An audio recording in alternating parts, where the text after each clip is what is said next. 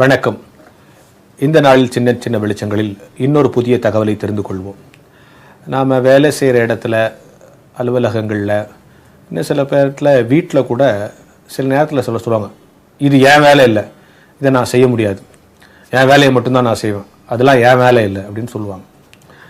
யார் ஒருத்தர் இது என் வேலை இல்லைன்னு சொல்கிறாங்களோ அவங்க வேலையை ஒழுங்காக செய்யாதவங்கன்னு அர்த்தம்.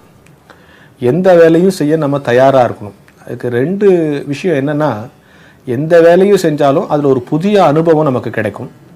அடுத்தபடியாக யாருக்காக அந்த வேலையை செய்கிறோமோ அவர்களால் என்றைக்காவது ஒரு நாள் நமக்கு ஒரு உதவி கிட்டும்.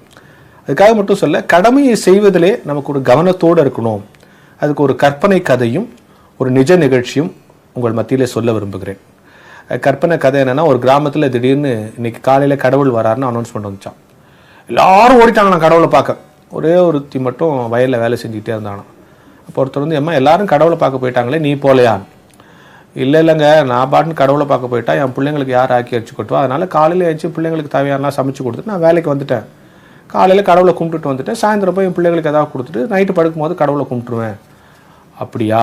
அப்போ அந்த ஆள் சொன்னாராம், சரி, ஊருக்கு ஓடி போனவங்களாம் வந்த பிறகு சொல்லு, நீங்கள் எல்லாம் கடவுளை பார்க்க போயிருந்தீங்க, கடவுள் உன்னை பார்க்க வந்திருந்தான்னு அவங்ககிட்ட சொல்லுமான்னு. அப்போ கடமையை செய்து கொண்டிருக்கிறவர்களை பார்க்க கடவுளே வருகிறார் என்று ஒரு அழகான கற்பனை கதை. இன்னொரு சம்பவம், இது வந்து கற்பனை கதை அல்ல, நடந்த ஒரு நிகழ்ச்சி. அமெரிக்காவில் ஒரு அரசு பேருந்து போய்கிட்டு இருக்கு. வழியில் திடீர்னு அந்த பேருந்து ரிப்பேர் ஆகிடுச்சு. உடனே எல்லாரும் இறங்கி நிற்கிறாங்க, அந்த டிரைவரும் இறங்கி நின்றுக்கிட்டு இருக்கான். இப்போ அந்த பக்கமாக ஒரு கார் போகுது. ஏன் பஸ் இங்கே நிற்குதுன்னு அந்த கார்லேருந்து ஒருத்தர் இறங்கி வந்து கேட்குறார். சொன்னால், பஸ்ஸு ரிப்பேர் ஆகிடுச்சு, அதனால் நிற்குது. உனக்கு ரிப்பேர் பண்ண தெரியுமா? ரிப்பேர் பண்ண தெரியும். அப்போ பண்ண வேண்டியது தானே? இல்லை, நான் இந்த பஸ்ஸு ஓட்டுநர், பஸ்ஸை ஓட்டுவேன், அவ்வளோதான். ரிப்பேர் பண்ணுறதுக்கு டெப்போவில் சில பேர் இருக்காங்க, அவங்களுக்கு ஃபோன் பண்ணியிருக்கேன், அவங்க வந்து ரிப்பேர் பண்ணி கொடுத்தா நான் பஸ்ஸை எடுப்பேன். இவர் சொன்னாரா, உனக்கு ரிப்பேர் பண்ண தெரியுமா? தெரியும்.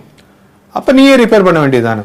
அதெல்லாம் கிடையாது, ஓட்டுறது தான் என் வேலை, ஓட்டுறதுக்கு தான் எனக்கு சம்பளம், ரிப்பேர் பண்ணுறதுக்கு வேற ஒருத்தர் இருக்கான், அவன் வந்து ரிப்பேர் பண்ணி கொடுத்தா அடுத்த நிமிஷம் நான் பஸ்ஸை எடுத்துருவேன் அப்படின்னு சொல்கிறான், ரூல் பேசுகிறான். உடனே அந்த வந்து அவர் சொன்னாரா, எனக்கு ரிப்பேர் பண்ண தெரியும், நான் வேணா ரிப்பேர் பண்ணட்டுமா? சரி பண்ணு அப்படின்னா கடை நான் ரிப்பேர் பண்ணிவிட்டு பஸ்ஸை ஸ்டார்ட் பண்ணி இந்தாப்பா பஸ் எடுன்னு சொல்லிட்டார்.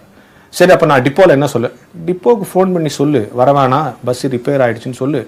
யார் ரிப்பேர் பண்ணி கொடுத்தாருன்னு கேட்டால், ஜார்ஜ் வாஷிங்டன் ரிப்பேர் பண்ணி கொடுத்தாருன்னு சொல்லுன்னு சொன்னாங்களாம்.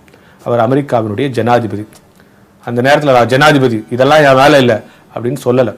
அந்த நேரத்தில் உடனடியாக ஒரு தீர்வை காண வேண்டும் என்று அவரே இறங்கி வந்து ஒரு பேருந்தை ரிப்பேர் செய்து கொடுத்தார் என்கிற சம்பவம். இதிலிருந்து நாம் தெரிந்து கொள்வது என்ன? கடமையை சரியாய் செய்கிறவர்களை கடவுள் அங்கீகரிக்கிறார். இது என் வேலை இல்லை, இதை நான் செய்ய மாட்டேன்னு சொல்ல முடியாது. சூழலுக்கேற்ப நம்முடைய ஆற்றலை பயன்படுத்த வேண்டும் என்பதுதான் கடவுள் நம்மிடத்தில் எதிர்பார்க்கிற குணாதிசயங்களில் ஒன்று. எனவே கடமையை சரியாய் செய்யும் போது கடவுள் நம்மை அங்கீகரிப்பார். நான் கடவுளை பார்க்க போறேன்னு சொல்லிட்டு கடமையை செய்யாமல் இருப்பது கூட ஒரு வகையில் கடவுளுக்கு செய்கிற அவமரியாதை தான் என்கிற ஞான வெளிச்சத்தோடு இந்த நாளை தொடங்குவோம். Download Moj.